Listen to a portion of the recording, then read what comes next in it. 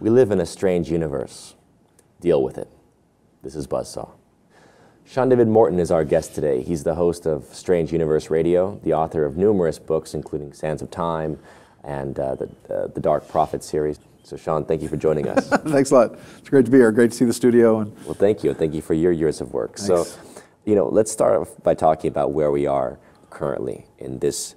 Where we as a planet Earth are in the universe, galactically. Well, that's really hard to say, because when you look at the powers that be, they've lied to us about who we are, they've lied to us about where we are, and they've very much lied to us about where we're going. Right. So, to unravel that, one of the things that you and I have talked about a number of times is that there's like a big spider at the center of this web, and no matter where you pluck the strings of the web, whether or not it's the JFK assassination or the World Trade Centers or vaccines or the FDA, any branch of the government, you always come back to this spider at the center. Right. And I think, to start out with the big conceit here, I think we're involved in a grand war that's very much for the souls and hearts and minds of mankind. And I think that grand war has to do with some people would call it an angelic conflict. Some people would say it's the Pleiadians versus the Alfdraconians.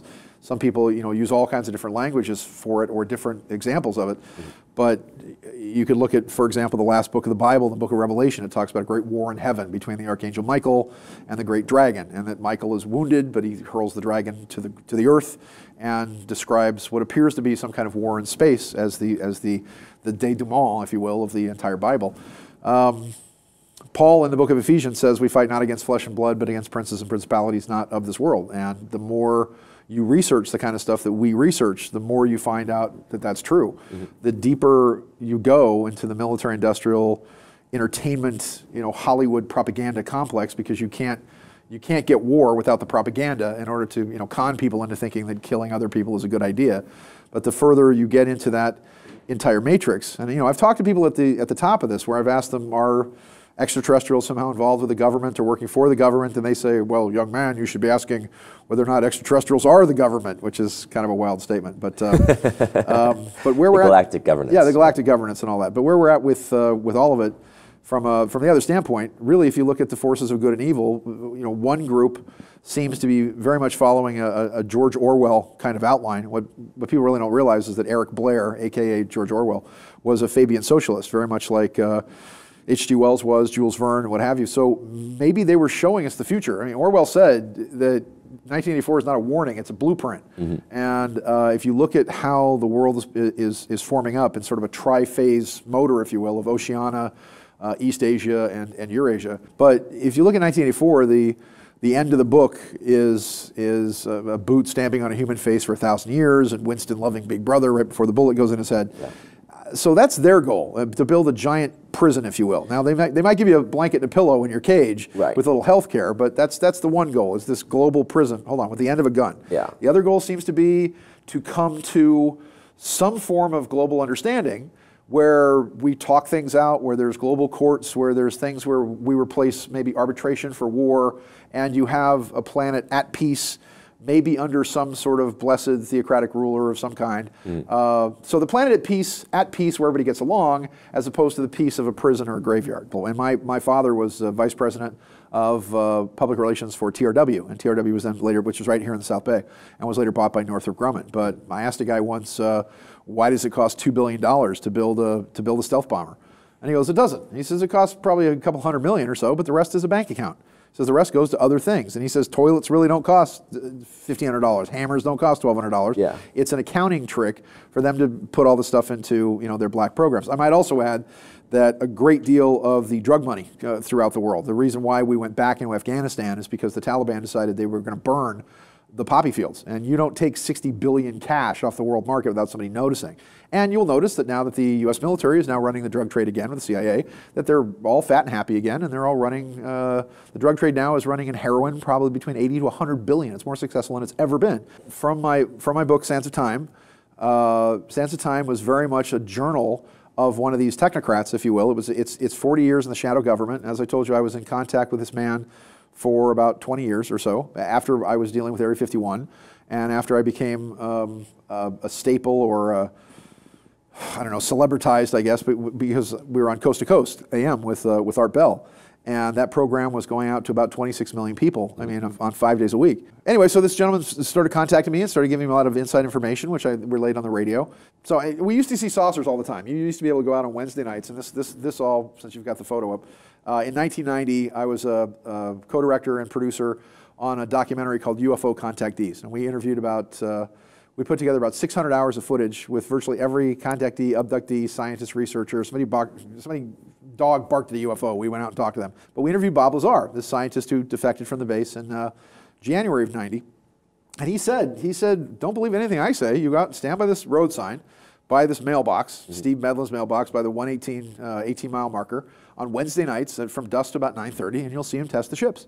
And I waited a year to go out there. Went out with myself, Shannon Sands, who was a reporter for the LA Times, and we had our car like swooped by a UFO. This thing came right in front of us on the road, just stood on its edge, and then we chased after it and got our faces all burned by it, and the thing came towards us. That's actually one of the Billy Meyer Semyaze ships there. It didn't look like that. Kind of relates to it. Yeah, it does. The one that buzzed you guys. No, the one that buzzed us looked almost exactly like the Type 1 ship. It had kind of a coupe, like a saucer upside down with like a teacup on the top of it. Yeah. But it was rotating with a reddish orange field around the outside of it that got our faces burned.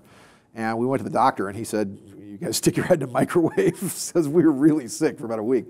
And the only other thing that we saw, we used to go out there for about 3 years, and we saw discs all the time. And the biggest other thing that we saw was an object was coming in from space over Southern California, and it was causing a phenomenon in the summer of '93, which they called skyquakes, because the quake was actually happening from the top down. And Channel 7 News said this thing was landing they claimed it was 2 ships traveling at Mach 25, landing at Area 51, but the military denies all knowledge, et cetera, et cetera. So we were out there when this thing actually came down. And it wasn't 2 ships at all. It was there was a ripping roar that actually cracked one of the windows on the truck and knocked us off our feet. And this thing flew right over our heads. It looked like something out of Star Wars, but it was probably 1,600 feet from tip to tail, the size of an aircraft carrier, with a blunt shovel nose on it that was looked like a big wedge. And it was black on the bottom. It was divided black on the bottom, silver on the top. And this thing flew right over our heads and came in and actually just hung over the mountains for a moment and then came down. That's the only time they chased us. That's the only time the Wackenhut guys actually chased us. And we jumped in the truck with these night vision goggles on, with the taillights taken out, and tore ass to the little alien. But as a result of what your later findings, you think that these craft are reverse engineered craft? They're piloted by humans? Again, I don't know. I think I'm convinced that from the research from Sands of Time that was given to me by Dr. Ted Humphrey, not his real name, but that they had 9 ships that they had either captured, shot down. There was a whole program called Project Pounce that was all about actually collecting these craft, and going all the way back to the Roswell crash as well. And most people don't realize that Roswell was 2 ships that dropped out of basically an interdimensional field and ran right into an RX-37 microwave field there. And one of the ships exploded and crashed into the other ship. So all the wreckage that you got over Roswell was the one ship exploding, and then the other ship that had crashed into had a big hole in it, and it fluttered down in a city called Corona, near Corona. And that's where they actually found the alien bodies and the technology that they were actually able to salvage, which then really led us into the modern world. I mean, because that's where lasers came from. That's where night vision goggles came from. That's where they were given a board. Shockley was actually given a board to develop the transistor. All that stuff all that stuff came from that ship. And Philip Corso, who wrote the book Day After Roswell, talked about working for the Foreign Technology Division of the Pentagon under General Arthur Trudeau, and dragged us kicking and screaming into the 20th century. But that's all stuff that I didn't do the research on. What I did the research on was going to Area 51, filming the base, keeping in the public consciousness, leading groups of people out there, everything from the writers to The Simpsons to, director Betty Thomas to, Dean Devlin, who actually did the movie Independence Day after we went out there. And he asked a question. He said, "So if extraterrestrials invaded the Earth, this would be our last line of defense." And I'm like, "Yeah, pretty much." And he came up with the whole movie Independence Day from that little visit. And, but slowly but surely, actually, oddly enough, from my adventures at Area 51, that led to me being one of the producers on a show called Sightings. And Sightings was the biggest show that Fox had to that time. And they did 13 episodes of Sightings. It was canceled simply because of kind of a pissing contest between some lawyers. But that opened the door for Chris Carter to go to Fox and say, how about a couple of FBI agents that investigate this phenomenon? And they said, go. And that started the X-Files. By the way, X-Files is coming back for 6 episodes with Duchovny, whatever else. Okay, you've talked about the Pleiadians now. I think people are going to ask, what the heck are the Pleiadians? I mean, I think it's the gray aliens are obviously the most iconic archetype of aliens, and, right. and some people like Fred Bell have said that they've met with gray aliens, and yet the Pleiadians, where the heck do they fit into this cosmos? Oh well, they're okay. That's actually pretty easy. The supposedly, and let's just go through the cosmology. The amazing thing about the planet Earth is we seem to be some people say a dumping ground. Other people say a prison. Other people say that that we're a prison world in essence. Other people say it's one of the best colleges or universities in the universe. Really, that's what I think. Well, prison can be a good college too. You could, yeah, exactly. Well, it gives you a lot of time to reflect. Yeah, it exactly does. So the story is, as I understand it, you have these various races, and the various races came from different parts of the universe. You have supposedly. The Negro race comes from Sirius A. The red race, or the copper race as we call them, comes from Sirius B. You can trace a lot of that back to the Dogon tribe, which was one of the progenitor races in Africa, who worshipped Sirius and knew that it was a binary star and that it had a 33.3 cycle thousands of years before we knew it. We didn't even discover that until like 64. And then you have the copper race or the red race, which seems to be a wheel. You could go all the way back to a blue race. You can go all the way back to a green race. You can go all the way back to some an orange race, if you will, all the way back in time. And then you have the Asiatic races from Epsilon Eridani, and the legend is that they came here inside the moon. Actually, even the word China, or Shine, means people of the moon, or celestials of the moon. Mm-hmm. And there's great legends of how they parked the moon in orbit, and they just sort of all dumped in on this planet. Of course, even then they couldn't drive very well, so they were aiming for Mars, and I think they just missed. Was Mars populated by the Caucasians at that point? No, well, this is and then the Caucasoid, because there's nothing pure on that, but the Caucasoid races then are supposedly the I guess what we would call the whites or the pinks on this planet. And according to the Pleiadians in the Billy Meyer material, we're called Terra because it meant twin of Era, which Semyaze's planet, actually in orbit around Tegeta, which is one of the cluster of stars in the Pleiades. The Pleiades is really, it's not 7 stars, it's about 250 blue-white stars that are very, very old. And there's almost, according to Meyer, there's something like 116 billion people that live in this one star system. And that there was a war, that there was another planet of which the asteroid belt was part of it, and there's a war between Mars and whatever this planet was. I think it was Maldek, I think it was, which became Marduk, Marduk or Maldek or whatever, that then blew up, and there was a war there. And but all these races actually kind of wound up here. Now, the interesting thing is that the moon does have a very interesting effect. It does trap us here spiritually, if you will, because it ties us to the blood, it ties us to sexuality, it ties us to the point where, and it's also because we're considered sort of a fallen race, if you will. We're just kind of learning. We're the bad kids on the block. We're the fraternity that's isolated out at the other side of the row. But where do the Dracos then fit into that? Now, okay, here's where it fits in. The Alpha Draconians, supposedly, and I'm just giving you, once again, I'm no kind of contactee. I'm not any kind of E. I'm not a contactee, abductee, no kind of E. I'm just saying that after interviewing as many people as I've interviewed, and the 600 hours of video footage, and meeting people like Billy Meyer and people that have been on the ships, they have an interesting cosmology to this. And I lived in a monastery in Nepal where they also talk about the difference between the mammals, if you will, the races on the surface, and what they very much believe are a reptilian race that lives underground. The lizard people, like the Native Americans called. They call them the Nagas Hirachi. Actually, the Tibetans or the Nepalese call them Nagas Hirachi. So here's their version of it. Their version is the planet was geared towards a reptilian evolution trajectory, since we're using that word today.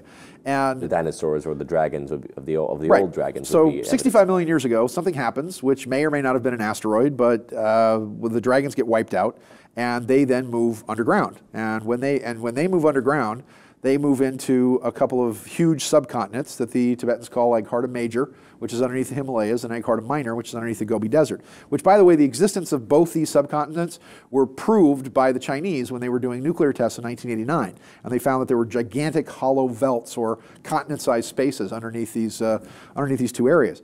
So their belief is that over the course of 65 million years, that the reptilians have continued to evolve with the help of an extraterrestrial race called the Alpha Draconians, who come from a star called Thuban, which used to be the North Star, in the constellation of Alpha Draconis, and that they've evolved with the help of these extraterrestrial reptilian races. Meanwhile, on the surface, we on the surface have evolved with the assistance of the other humanoid races, the Pleiadians and the Sirians and the Epsilon. Well, Epsilon Eridani went supernova about 80,000 years ago, which is the theory as to why they all fled and came here on the moon. So, so those are the different reptilian in our DNA. I mean, isn't that? Oh, sure there is. No, absolutely there is. But not only is there reptilian and all kinds of interesting other stuff in the DNA, but the challenge is you can't explain where you can't actually connect any of the theories of evolution into people that are what they call Rh negative, which Rh negative blood has no Rh stands for rhesus and has no monkey DNA whatsoever, no ape-like DNA. As a matter of fact, it was discovered when they first discovered, when Dr. Watson actually discovered the DNA helix in the 50s. We at first thought that we had the exact same DNA structure as the great apes because they both thought that we had 48 base pairs per turn. And then they discovered that human beings have 46 and that the great apes have 48. So the great apes actually have more spins per turn. Somebody came along and clamped off the top of our DNA. Right. But that's the overall, we're talking big picture because we kind of started out with big picture, the whole war of angels and demons and what have you. The prison as opposed to the paradise. So that's where it kind of ends up. I mean, we're very, very close to rebuilding the world. And apparently, I mean, now we're apparently on a certain timeline because we're the post-2012 world. I mean, people said that 2012 didn't really mean anything for most of us in our everyday reality. It doesn't seem like 2012 meant anything. But from a timeline point of view, it does seem that, if you talk about places like Montauk, right, you've looked at that for sands of time in your research.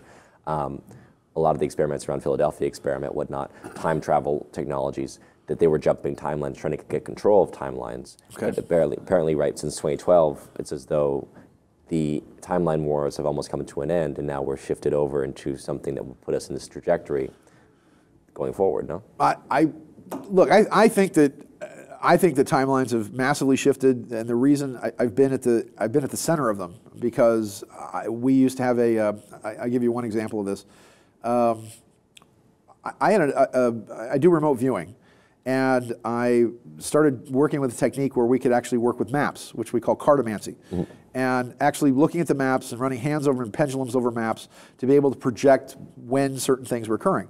And I and this group of people became so good at this that we were on the news. We were on Channel 9 almost every week because we were predicting a lot of earthquakes, a lot of things were happening in the 90s.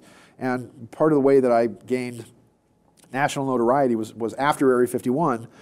I used this techniques that I learned in a Nepalese monastery, and I learned studying remote viewing to predict the Northridge quake, and not only predict it, but predict it months in advance, give people exact times where it was going to be.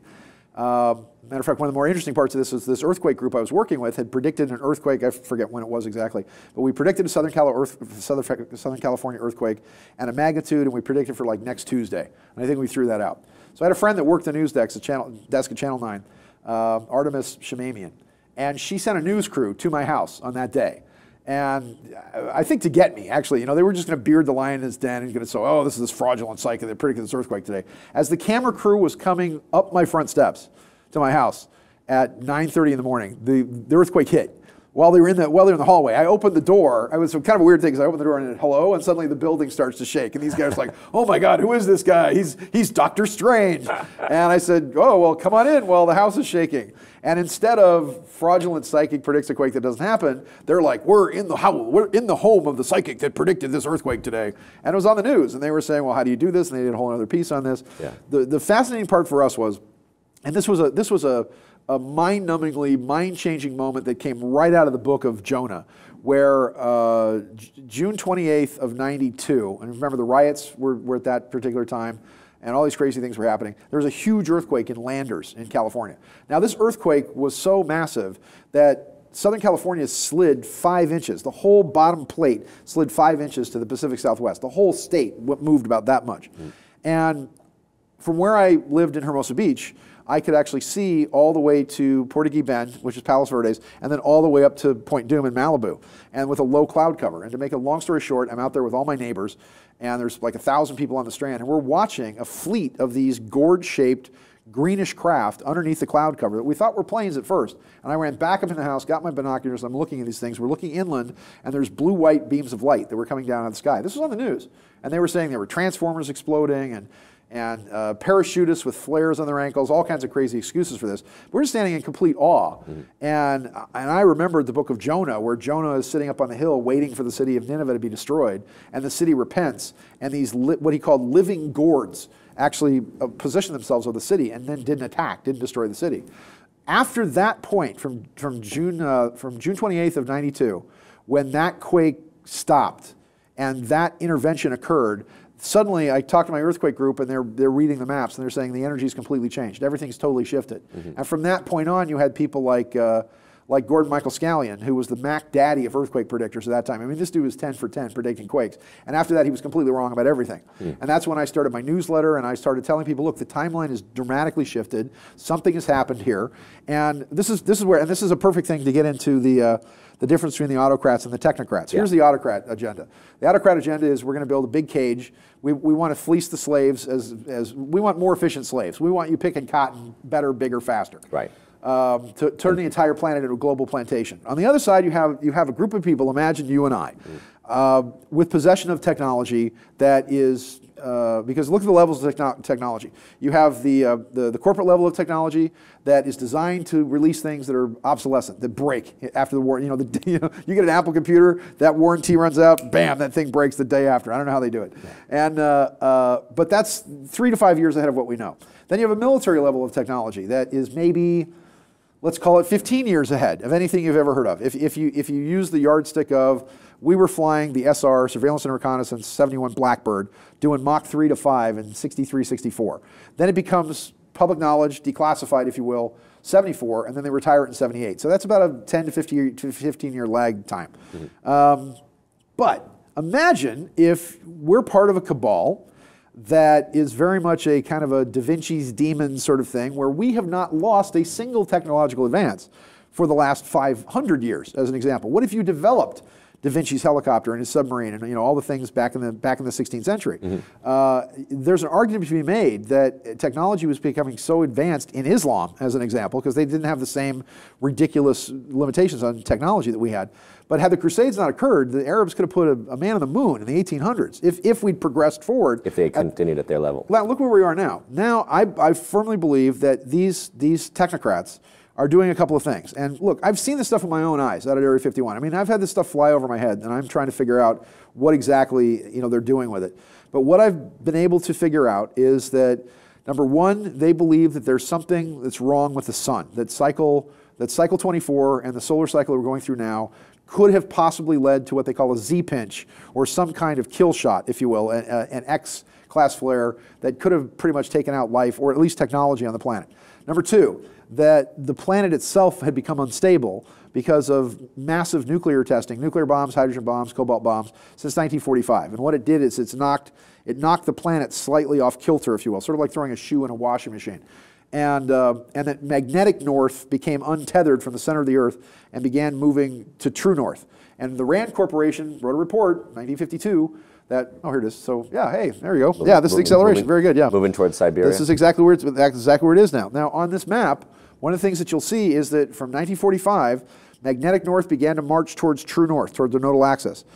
Now this was, and all these corporations and the military all were warning that if true north and magnetic north met, that we would actually go through what they called an electromagnetic pole shift, where the poles might flip, which would, electromagnetically, just the energy would flip, but it would fry all of this. Everything connected to a ground wire, because we work on 60 cycles when the natural frequency of the Earth is 7.83, about 8, approximately 8, the Schulman resonance. Yeah. So everything would fry, and basically all this technology would attack us, like the Hopis claim, that they would all attack us. And the bottom line then becomes is that then they were worried about either a physical shift would occur or an actual flipping of the poles. Actually, the poles might go wonky. So Barack Obama travels around with his posse of about 93 people, and they go to all these kind of mysterious locations. And he goes to Oslo, Norway to get the Nobel Peace Prize. And even Obama said, I get it, I'm black, I'm cool, but I don't deserve this, I haven't done anything yet. And even he kind of played it off as a joke. So why go? Why give it to him? These 93 people go with him. And at the time they're there, a weird thing appears in the sky called the Norway Spiral. And the Norway Spiral lasts approximately 9 minutes. And I have absolute proof that whatever this was a 0-point energy black hole between here and the sun that was created by the European version of HAARP, which is called IceCat, which stands for the European Incoherent Radiation Array, basically. And so IceCat creates this big black hole between here and the sun. It does two things. Number one, it calms down the sun by actually pulling energy and viscera, if you will, off the sun, all the solar mass from the sun, calming it down, very much like a twin star would eat its twin, as an example. But the other thing that happens is that as of that day, and you can check it, from December 9th of 2009, also the same day this weird triangle started flying around Red Square in Moscow, magnetic north then starts marching due east and starts heading towards Siberia. And so now it's in the middle of the Siberian Sea, but since 2009, magnetic north has now moved something like 1,200 kilometers due east. So suddenly it's not going to align with magnetic north. And I'm just saying that solves that problem. Then there's one other interesting thing I'll point out, is that there have been a series of massive earthquakes, and we're talking about earthquakes in the 8 and 9 magnitude level. And they're measuring earthquakes differently today, by the way. They no longer use the Richter scale. They use something called the surface wave sensor, which is a laser way of measuring them. So what used to be a 7 is now pulled down to like a 6.4, as an example. And California passed a bunch of laws about that, but that's a whole other thing.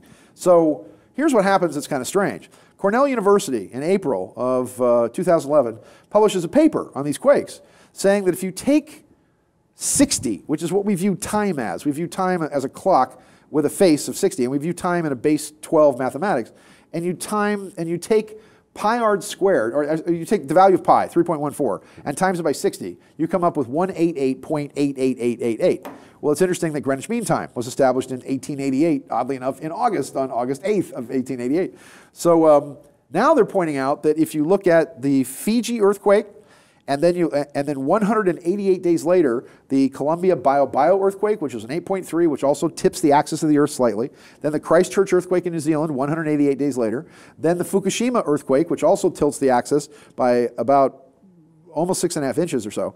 And then you go directly across from that, and now you have a 7.4 and a 7.6 that happened on the San Andreas outside of Mexico City, 188 days after that. And it's gotten to the point where it's so obvious that there's a triggering of these quakes artificially that in Mexico, that particular day, they celebrated Earthquake Preparedness Day on a nationwide basis. So they emptied the schools, they emptied all the industry, they had people wearing hard hats and the whole thing. So everybody's outside when the quake hits, the 7.4 and a 7.6 on the morning of that date when the quakes occur. So I'm saying that there's a manipulation of the geology of the planet to very gently, number one, shift the Earth back into alignment with the galactic center. And by the way, let me give you a future date. On August 11th of 2017, there's a solar eclipse that is now going to cut across the central part of the United States, where it's going to start all the way up in Seattle, come all the way across the middle of the United States, and the penumbra of that eclipse is going to be directly over, not even kidding, New Madrid, Missouri, which is where the massive New Madrid earthquake happened in 1812 and 1813. Mm-hmm. Now, this earthquake is two huge land masses. It's the North American plate and the Appalachian plate, but there's no faultines. There's no smaller quake fault lines to be able to relieve the pressure. So on that day, we have an eclipse directly over the New Madrid Fault, and we also align with galactic center again on that eclipse day. So that's going to be a big deal in 2017. Let's talk a bit about your own introduction to this world of the extraterrestrial. Where does this fascination come from in your life? Well, I grew up with a bunch of people who went to outer space. My dad was the vice president of public relations for TRW, and that was the time when TRW was building the lunar modules. Basically they were building all the stuff that they used for Apollo and Gemini and Mercury. So when I was a kid, I grew up with all these guys around the house. We lived up in Rolling Hills, and we had a pool. And all the guys used to come over. Gus Grissom and Gordon Cooper wound up marrying my mom's, Trixie, my mom's best friend, and Alan Shepard, and all the astronauts would come over to watch, I Dream of Jeannie and Ed Sullivan Show and all that. So I mean, I have my. They gave your dad the Masonic handshake. Oh, they were all big time Masons, all of them. But my little brother's godfather is Gene Cernan, who's the last man on the moon, and my godfathers were David Scott, who drove the lunar rover on Apollo 17, and Harrison Jack Schmitt. The only geologist, there they are. That's actually Buzz Aldrin, but the only geologist on the moon. And, but in the context of these conversations, I mean, you're obviously a kid, but you're around it, you're hearing it. At what point did you ever hear anything that said, maybe we're not being told the whole picture, the whole story? Oh yeah, Gus Grissom used to talk about it all the time. Gus was talking about how that they were just spamming a can and they were just monkeys and on top of rockets and the astronauts, the other astronauts. So, he started with the original Gemini astronauts and the Mercury astronauts and all that, and which puts quite a big spin on Gus being killed along with Chaffee and White in Apollo 1, because he had been within the circles of NASA, he had been a critic of a lot of the things, talking about how the military was spending 10 times more money, and that the civilian space program was being used in some ways as a cover for the military space program. And so I don't think it was an accident that he was killed on Apollo 1. He was going to be the first man on the moon. I mean, everybody knew that he was the astronaut's astronaut, Gus Grissom. And you know, a close personal friend, you know, was the second best thing I had to a dad when I was growing up. So I knew all these guys. And for example, now General James McDivitt, actually, they campaigned for a window in all the spacecrafts, because originally the scientists didn't want them to have, the German guys didn't want them to have a window, but they campaigned to actually have a window, and they had these little wind-up 8mm Bell and Howells. They had a key that actually wound them up, and they would put them on the inside of their spacesuits, and they'd pull these things out, and they would take their own home movies out the window, and every single one of them had experiences of some kind of craft or a UFO or what have you, actually following them all the way on their journey to the moon. Some joke that they were angels protecting them, but I mean, Wasn't there the Santa Claus reference that Santa Claus? Yeah, Santa Claus was looking for him. Jimmy McDivitt came, and we would put a big sheet up, and you know, remember those old time spooled with the little reels on it, 8mm players, and show it up on a sheet in the living room. And Jimmy McDivitt was followed by the more famous. They said it looked like a German hand grenade, you know what they called the potato mashers, I think. And this thing followed him all the way on his spacewalks, and so every single one of them had an experience of being followed on their journeys into space. But now, in your book, Sands of Time, which is based upon this character, Ted Humphries, who basically rose up very high in the secret space program ranks, or you know, he's obviously working at not Montauk. Space program, but inside I guess what we call the autocrats of the technocrats, if you will, the guys in the really, really secret government. Right. Well, exactly. I mean, MJ-12 kind of stuff, right? He goes to meetings with people like this. Yes, they were. MJ-12 was sort of an adjunct group to them that may or may not approved of what they did, but he ran the group that had the real power because they were developing the technology. Okay. So now, according to your book, at least, you talk about them using teleportation technology to send a bot to the moon. Yes. In what, 61 or 62? 61, yeah, it was 61, May of 61. Right. Now, if they're able to use teleportation to send people to the moon, why are they messing around with these spacecrafts to send them, you know? Well, there's a big, civilian first off, program. I'm not sure, because I didn't see anywhere in the notes where they were actually teleporting people that I could see. What they were doing is that they were using a device that they called the Beast at Montauk. And the Beast was kind of it was extrapolated outwards, if you will, from a device that was called the Nazi bell, was also called the Die Glocke. And the Die Glocke also meant the clock. And they discovered, kind of to their horror, that if you did certain things with the Beast at Montauk, that it had created a temporal field, a time field, if you will. So in their first big experiment, which is described in the book, they have these probes, these kind of Sputnik-like probes, that they teleported into the heart of Russian nuclear experiments. And the reason they were doing that is because they were studying, in the center of any explosion, there's a time dilation field at the center. And they were actually studying the heart of those explosions for what they call the zero time point in the center of these fields, which kind of replicates the phenomenon that's going on at the exact center or heart of the galaxy. So in the middle of the galaxy, we know that there's a light year across black hole. So we're way out here in sort of the ghetto fourth arm of the galaxy. But if you were right in the center, the rotation would sort of be like that at the center. So there's a zero time point, not only in the center of the galaxy, but every human cell and every human being and everything that exists really has what we call a zero time point in it that then resonates with that galactic heart, so that as above, so below, as within, so without. Just like water goes down a drain in a certain way, or a cyclone forms, that's how the galaxy forms as well. So what they were doing is they're taking these probes, and they were using what they called the Beast. And what it was, it had a ring that would rotate this direction, and then clockwise, and then another one that rotated counterclockwise, with one in the center, using kind of a liquid mercury. I wasn't quite sure as to what was going on with it, because it's not described in the notes. But they put a probe in there, and they would then teleport the probe into the heart of these experiments, where they would then get the telemetry of what was going on at the heart of the nuclear blast, and then teleport them back to the to the base. My guy, Ted Humphrey, came up with the idea that if we could port them first to the moon, they would cool at about 250 minus Celsius. there on the moon, and then you teleport them into the heart of the explosion, then back to the moon, then back into the lab. So you cool it so it doesn't come in hot from radiation and burning up and all this. Why the moon? Why not Alaska? Because it was just a solid point. It was sub-zero basically, and it was just a solid point that they could port it to. And why they did it that way, I have no idea. But what happened is that when they did this, it created a huge temporal time field in which time stopped in the heart of the field, and actually sucked a guy into the field, a Marine Corps corporal, I think, went into the field, and he came out the other side, being the first American to travel through time, just for a few minutes or so.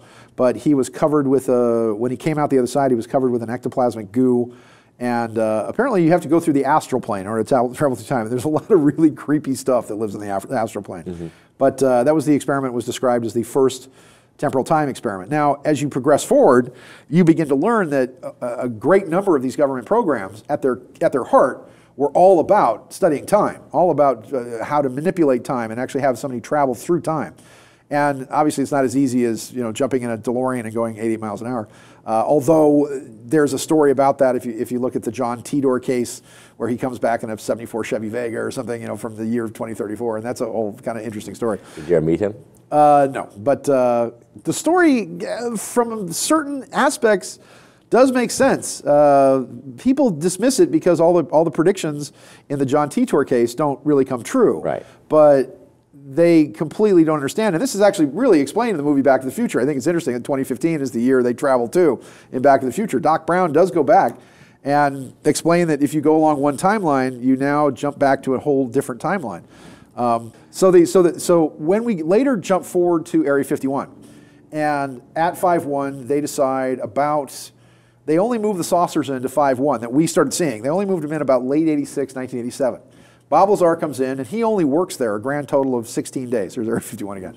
He only works there a grand total of like 16 days. He works there for about a week in December, about 4 days in January, and then a few days in May when he finally decides he's going to quit. He's threatened. He's taken out into the desert. He has this guy, Dennis Mariana, put a pistol whip him with a .45 and put the gun in his mouth and threaten him. And that was when he decided, I'm done. And he came out and actually talked to, it was May of '89 that he actually came out and talked to George Knapp. Knapp was interviewing John Lear and Bill Cooper at their house when Lazar pulled up. And Cooper was the one that said, look, why don't you talk to this guy? And they did a blacked out interview. And there's a whole exciting thing about how Bob actually then left Area 51. But they only had the saucers there until about '93 because we were going out camping and looking for the ships. And until that thing flew over our heads, whatever that giant shuttle was, we hadn't seen anything. I mean, we'd been camping out in the dirt for like 4 months and hadn't had a single sighting. Yeah. And of course, the minute everything was moved, and we discovered later that they moved all the saucers and ships out to Utah to a place called Area 6413. And then we later discovered that the U.S. Space Command, which used to be based kind of underneath SAC, Strategic Air Command out of Omaha, had all been moved to this mega top secret underground base underneath Kings Peak in Utah, which is way out in the middle of nowhere in the Uinta National Forest. But that's where U.S. Space Command is now, and that's a super top secret underground facility. But here's what they found. They found that when they actually moved the saucers in from Wright-Patterson Air Force Base, the biggest thing that they were trying to do was figure out how the saucers, and first off, they finally opened them and they couldn't get them to work. And until my guy actually said, well, has anybody just sat in it yet? And he gets in and sits in the seat, and the whole seat kind of goes, like a beanbag chair, sort of envelops him. He realized that you sat in the seat and that's what turned the ship on. And then you could actually then look at, and then a whole bank of control panels then just appeared from the front, and they figured out, he started getting some interesting kind of ET information as how to work the ship. But the craft could dilate time. That was the biggest thing to do. So the first time he sat in it, he sits in the thing and he thinks he's gone 45 minutes, and 22 hours pass outside, as opposed to sometimes he's out flying around for an hour or two, and then he comes back to the hangar and they say, well, you were gone, you just sat in it for 2 minutes and you just got out. So they were noticing that the time dilations were interesting, and that their whole goal was to ultimately come up with what they called a time runner device. And this ultimately became known as Project Tempest Fugit, or Time Flies. And the Tempest Fugit project was about developing either a car portable or man portable time device to allow a single person to shift or change vibrations to be able to travel through time. And they got it down to a backpack, and ultimately they wanted to get it down to a device that you could maybe put on your belt, or something you could wear like a fanny pack, sort of. And that was the goal. Now the question was, why dilate time? And this is the one other thing too. You have the technocrats with this technology seem to be, number one, fixing the sun. And I discovered this in 95, 96 when I was directly hanging out with this Palladian contactee, this guy named Audrey, who was taking some of the best video and some best photos, and he and his girlfriend were riding on the ships and coming back with photos inside the craft and out the window and all this other stuff. The guy we couldn't get the rights to, who later moved to Germany. He was the one that was saying there's something wrong with the sun, and the Palladians were actively trying to fix the sun. And now you've seen planetoid-sized ships, and people say it's Andromedans and Arcturians and all kinds of people fixing the sun. That was their big thing. Number two, stabilizing the landmass of the Earth so that the Earth actually comes into proper alignment, so that you fix the rotation of the Earth, taking the wobble out, if you will, and so we come into proper alignment with the galactic center so the Earth doesn't tip over. And the third biggest one of this was to actually create a planetary and solar system-wide defense system or structure, because every single one of these people, and I've talked to maybe 6 different people that have the kind of access that he had, and every single one of them told the same story, that there's something really big and really bad and very nasty that's on its way here, and will supposedly get here to try to maybe wipe us out or collect us or assimilate us by the early part of the next decade. But what does that mean? It's on its way here. I mean, are there advanced craft that that are already here that alert us to this fact? I mean, how do we know that it's on its way? I asked the same question, and I had the exact same argument with him, saying, you guys told us the Russians were all badass until they collapsed. It took about 10 years to build the Chinese into a threat. And really, is this just another Cold War thing? So give you guys the excuse to run around and do what you want, spend a bunch of money? That was the argument that Carol Rosin said, the former Nazi scientist, I'm blanking on his name, von Braun, had warned, right? He said, first they're going to sell you on the communist threat, then they're going to sell you on the terrorist threat, then they're going to sell you on the alien invasion threat. Yeah. Right? Yeah, for the purposes of weaponizing space. Same thing. But, and look, as far as the evidence for it that I know and I've seen, asking that exact same question, by the way, the same question you asked, the response I got was, well, moving from place to place isn't as easy as you think it is. In other words, they don't have, I guess what you'd call instantaneous light jump technology. They have what they actually travel not at the speed of light, but at the speed of gravity. And the speed of gravity is faster than light, but it's still not instantaneous. In order to travel, you have to move at, I guess you would call impulse speed through a solar system, get out of the influence of gravity, then get between the solar systems, then you can do the gravity thing, and then you supposedly have to then move at speed through the solar system. Well, someone who worked at Montauk told me that basically time worked in sort of cycles. So it was like you could move along 10-year cycles or 20-year cycles. Yes. Right. Okay. So you couldn't. I mean, it seems like you couldn't necessarily just choose a random date and instantaneously travel there. You'd have to align properly to it. Right? Okay. So now let's explore that primrose path for a second. When the Nazis either discovered or developed the Die Glocke, what they call the Nazi bell, and this is what brought Hans Kammler from an obscure colonel in Austria into a guy that became the second most powerful guy in Germany. I mean, there was basically Hitler, and everywhere outside of Berlin was Hans Kammler. And Herr Dr. General Hans Kammler had at one point 14 million people enslaved under him. And he was the one that set up the logistics for the concentration camps and all this. But he was also the one that was studying the Nazi bell. And one of the things he discovered with the bell was that the bell, once again, could also warp space-time and could also do all kinds of weird things with gravity and do all this. Now, when they were doing the tests with the bell ripped open holes in a dimensional rift, if you will. It created massive gashes in the space-time continuum. And let me just tell you the theory.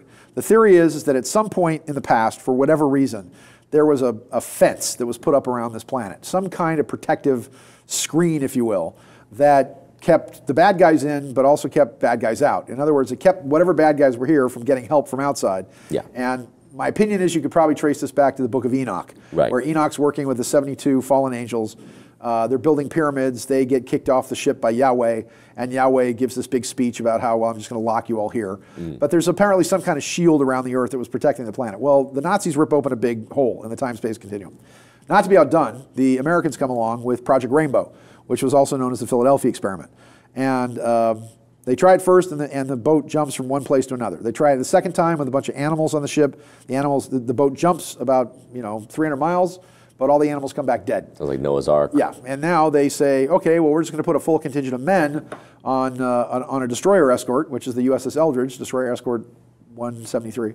And we're going to try it because the men won't be terrified like the animals were. The animals all died of fright. And this was at the point where Einstein backed off from the project and said, no thanks, you don't know what you're doing. Tesla, who supposedly died in January of 1943, but according to everybody that I've talked to behind the scenes, a double was put in place at the New Yorker hotel. His double then, in fact, died then. But that Tesla was actually seen and interviewed by people well into the early 60s, which would have made him like 140 years old. But that's not that old, but it was 86. He was 86 when he died. And if you look at 1943, 53, 63, do the math. 20 years, so 100. Just saying that something's going on. Something was going on with Tesla being involved in this. Yeah. Bottom line is that, and there was the smartest guys on the planet at that time. Literally, the kids wearing the helmets in the short bus were working on the Manhattan Project, and the really smart guys, John von Neumann, Vannevar Bush. I mean, we're talking about the guys that founded Raytheon, as an example. And Rand Corporation. And Rand Corporation and all this. Yeah. So, and supposedly they're part of MJ12, right? They decided to do this experiment, and I actually had a graphic for you that I was hoping we could, which actually showed New York being blacked out, which I could show you. But they get a demand from a group called the K Group. And the K Group is the overlords of these scientists. Like, who is smarter than these guys? And they insist that they perform the Philadelphia experiment on August 12th of 1943.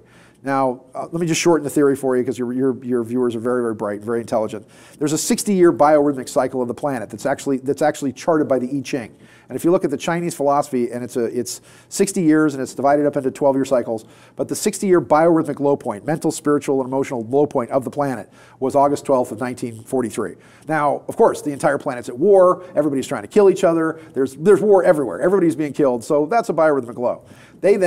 So the dimensional space basically collapses like an accordion, if you will. Then they shoot the Eldridge through it like a bullet, and it rips these holes in 20-year increments in the time field. Now, the proof of this is when I was interviewing and was good friends with people like Al Bielek, as an example, who claims that he was the guy that flipped the switch with his brother Duncan Cameron on the ship, that they jumped off the boat. Now, he's got a wild story in and of himself. He claims he jumped off the ship and wound up in the year 2139 and all kinds of crazy stuff. Yeah.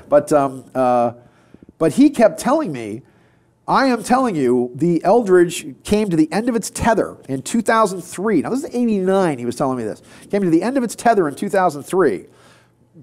Basically, and then snapped back, and that they were the ones that were responsible for destroying the equipment, and the thing goes to the end of its tether, and then goes zoom, and then snaps back to 1943 with all the guys, 18 guys phased into the deck, and all these people all freaked out because their 0 time points are now splayed across the time stream. So I read an article in my newsletter in February, March, I think it was, of 2003, saying if this is true, and you study the astrology, the sun will be at approximately the same point in space on August 14th of 2003, which means that you can actually look for something on August. It's just about a 2-day flux in there from August 12th to August 14th. Yeah. The sun hits the exact point where it was on August 12th of 1943 in 2003. And I said, you can watch for some kind of electromagnetic anomaly that's going to be like an electromagnetic pulse on the East Coast somewhere.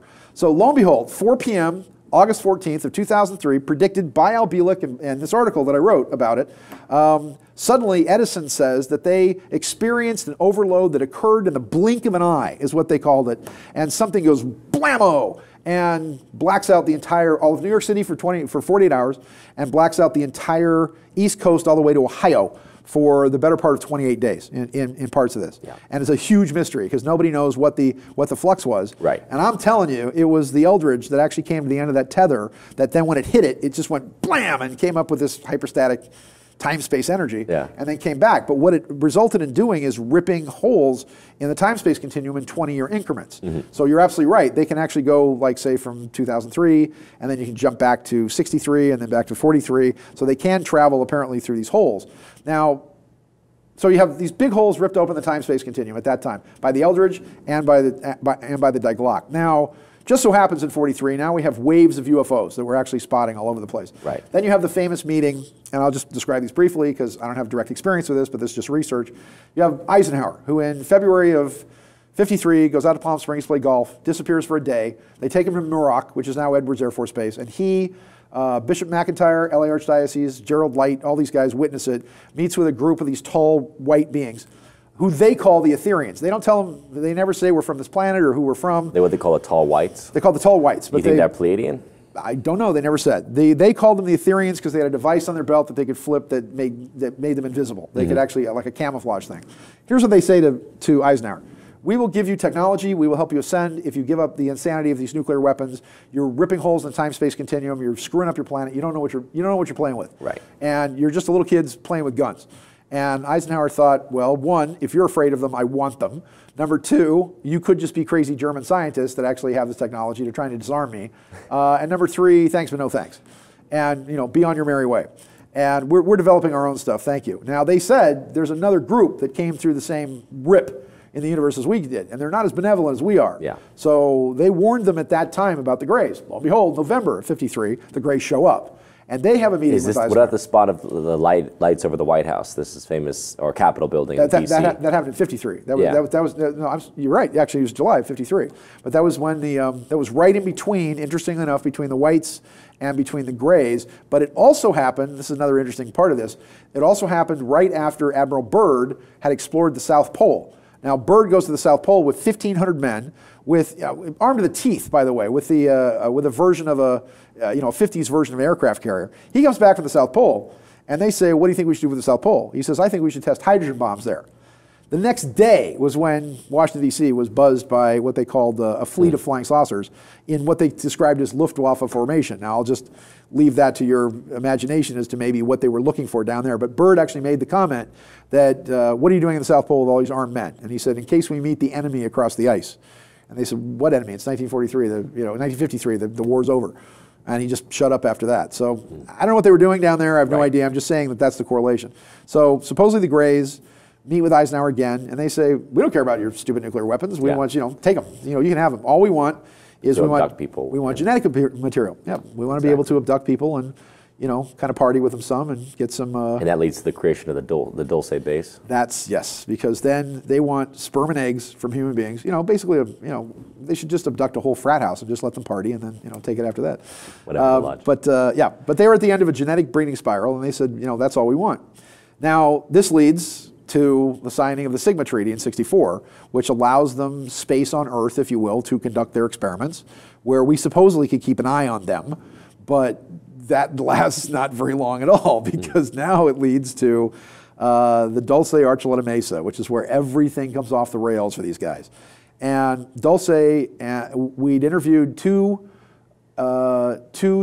engineers who had actually hollowed out an area of the mountain in 1955 to be used as a nuclear storage facility, because they have these big mountains all over New Mexico where they store atomic weapons. Like Kirtland Air Force Base has a big giant vault that's got like 2,700 nuclear weapons in it, and so that was there. I mean, the base was actually physically there. Now, this led to a couple of conflicts where we didn't know what was going on underneath level 4. The way the base was laid out was the top part of the base was a big dome, and it was actually colored with the colors of the chakras, which is you had red level 1, and then it went down through orange, and then orange, yellow, green, all the way down to what they called violet level 7. Now the interesting part was that there were no numbers actually on the walls, because apparently these creatures are colorblind. So they just colored everything so the human beings could actually see the colors, and they would, to confuse them. But all kinds of weird things about personnel that were there. You can only stay on site for about 3 weeks or so, because they operate on this, they have a hive mind, if you will. They operate on this weird, almost diseased form of telepathy, which begins to affect human beings after a period of time. Right. This then led to a couple of conflicts. We've definitely talked about the Dulce matters on other episodes, but I really want to get into the overall question of the defense of, as you mentioned earlier, the fact that we have something really bad. We obviously have bad things already here in terms of the alien presence on Earth. Yes. But perhaps very dangerous things coming. Is our space exploration a part of that? Was our moon missions or Mars, for example, the question of whether there's a colony on Mars or whether or not there's obviously a space program that's intending to colonize Mars, is that part of the overall defense of the Earth? In Book 3, it talks a lot more about that. It talks about the lunar bases. It talks about actually putting they developed a laser that they call the bug zapper. And this is very interesting because they developed it a certain way, and then Dr. Humphrey had a capacitor that actually plugged into it that then made this thing just crazy powerful. And I have a scene in the book where there's a saucer they can't open. So they actually just line the saucer up as a target, and they point the bug zapper at it, and he plugs in his capacitor, and the thing goes, and it just shoots a big hole through through one of the craft. And then, of course, you then see years later from the Bob Lazar case and whatever else, he says there's 9 ships, so there's one ship that's got a big hole in it, and I described the event that actually occurred that actually blew the hole in this ship, which was a test of these things. Now, what they're able to do, remember, we have this teleport technology.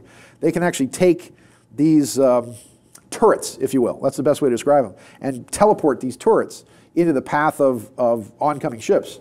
And the turrets just sit and they float in space until they actually get something to shoot at. And anything that comes towards them moving, they can blow a big hole in. Right. So this is part of that. Now we also have bases for, there's something, all I can tell you is there's something weird going on Mars. I don't know what's happening on Mars, but as far as my guy as head of this whole shadow government thing, there's something else on Mars. There's something that doesn't want us there. There's some other form of civilization that is not friendly, but it's not malevolent either. So you don't think we currently have a colony or a base on Mars like some people are saying? I'm not saying that, but again, from the information that I have so far, no. I do not think we do at the moment because there's something else going on there. Quite sure what's going on with Mars. I know we've got stuff all over the moon, backside of the moon, front side of the moon, all kinds of things going on the moon, and have for quite some time. We as in humans? As in human beings. As a matter of fact, we started sending military craft and building bases on the moon probably as early as '65. And this was Arthur Trudeau's whole Project Horizon deal. And it's very easy. Actually, all you do is you shoot missiles up, and you just have Winnebagos on the nose of the missiles, if you will. They land on the moon. Then you get a guy with a rover, and he just links everything together. And when you see the kind of stuff that we have, and let me just point out what we do have. If you look at '93, and I saw this thing coming in from space that was tracked on the news, landing at Area 51, 1,600-foot shuttle, big blunt shovel nose on it, that years later we saw on the Discovery Channel. I remember my friend John Hadley calls me on the phone. I go, Sean, turn on the Discovery Channel, look at this now. And they were saying this was the X-60. And this was '96, I think. And the X-60, they claimed that they would have in the year 2025 to 2030. And it was the spitting image of the thing that we saw. So once again, that's your 15 years ahead sort of thing. Now, if you jump ahead again to a young British kid by the name of Gary McKinnon, and I did one of the first national stories on this, and I brought him to the attention of Art Bell and everybody else at that time.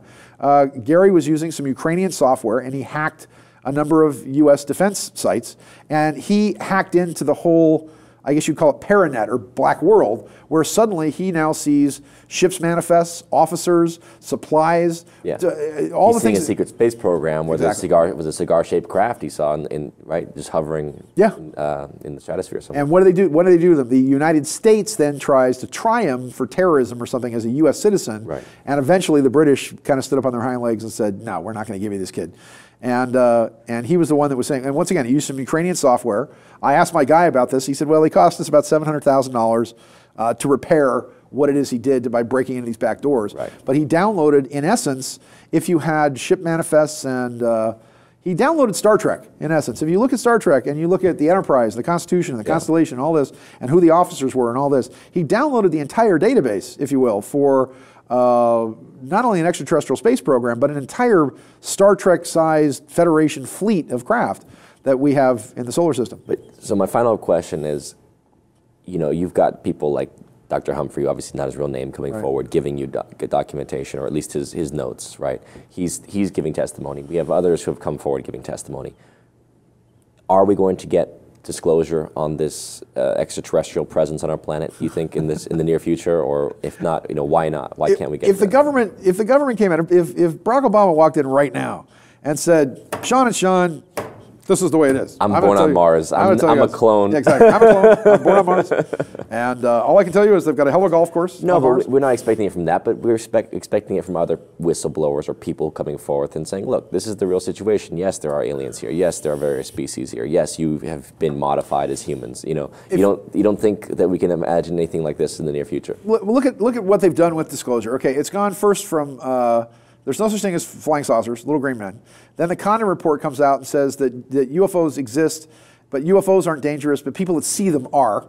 Condon said that people who see UFOs should be horsewhipped. That's what he actually said in the report. Then it went from, now it's kind of interesting because now it's gone to we cannot confirm or deny. So, and again, by their definition, are there UFOs or do they know exactly what everything is and who's coming and going? So are they IFOs? Are they all identified flying objects? And we know exactly who's coming and going because we monitor this stuff. Look, we're monitoring the space-time continuum, for these rips or these holes. And we've had incursions. We've had attacks on this planet that we've managed to stop. There are bases in the Cayman Islands, in South Africa, all over the world that hold the baby, as they call it, where they're always looking at space for something to attack us. There's a lot of stuff out there that is not very nice, as an example, to defend the entire Earth. And they've basically diverted global catastrophe a number of times. As far as disclosure goes, the biggest challenge with disclosure is, number one, they painted themselves into a corner by lying for as long as they have. Number two, do they feel that they're going to maybe terrify the population if they tell them, look, we're just this tiny little planet and there's stuff out there that could roll over in its sleep and kill us?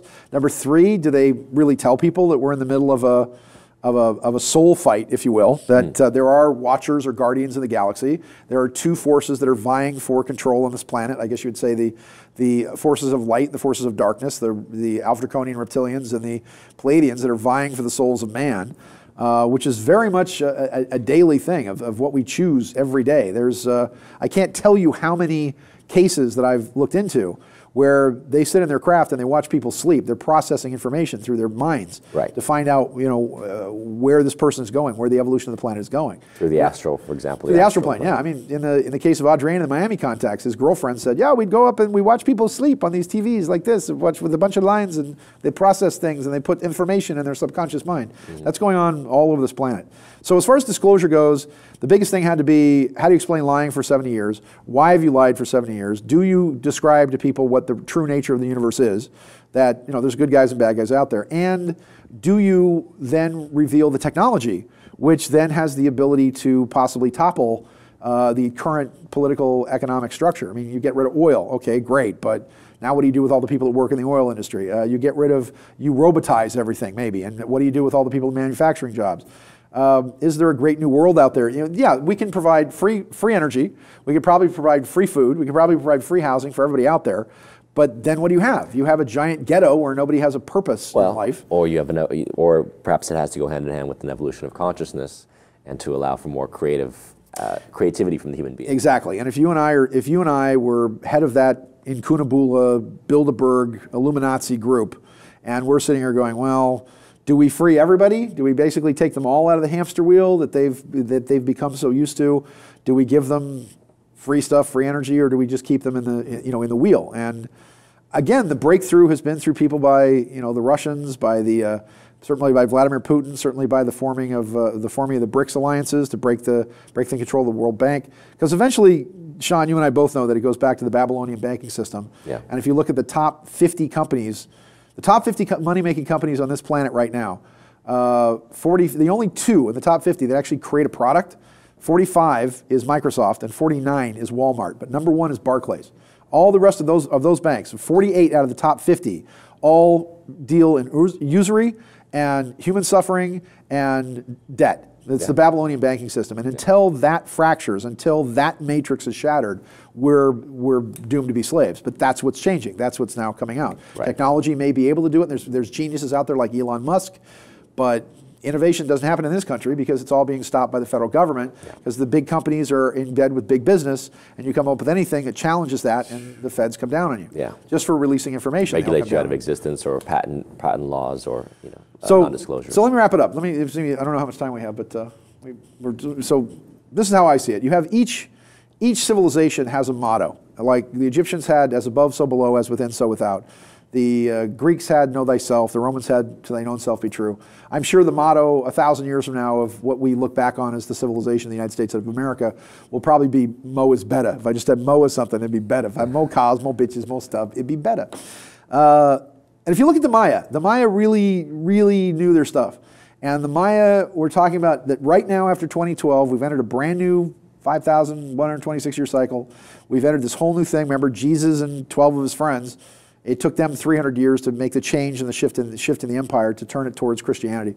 And look at what's happening now. And the Maya had a very interesting motto for their civilization, which was their motto for the future enlightenment as well, which is all is one, life has purpose, God is love. So again, break it down. If all really is one, then that means we're biologically connected to each other, we're chemically connected to the earth, and we're atomically connected to everything in the universe. If life has purpose, then that means, number one, your purpose in life isn't over because you wake up in the morning and you're not dead. And it also means that every low kick, dirty trick, and rotten lick you've had throughout your life makes you the hero that you are, puts you in the exact right point in time and the exact right moment in history to do what it is you're supposed to do. And if God really is love, then that means that the prima mobile of the universe, the first thought of the generator, operator, destroyer, God, is for the greatest and highest good of every being in the cosmos. And I think that gives us all hope for the future. I like it. I like the Green Lantern ring on top of it. Light. There'll be light in the darkest night. Exactly right. Yes, indeed. In brightest day and blackest night. Well, thanks so much for joining us. Thanks, man. Thanks. It's an honor and a pleasure to be on your spaceship Buzzsaw. Is fantastic. Well, I think, given Sean Morton's analysis of our situation, perhaps we are living in a reality more akin to Star Trek than we may realize. But what matters is whether or not you are awake and asking the right questions about this reality, which, as we know, is quite strange. This is Sean Stone signing off.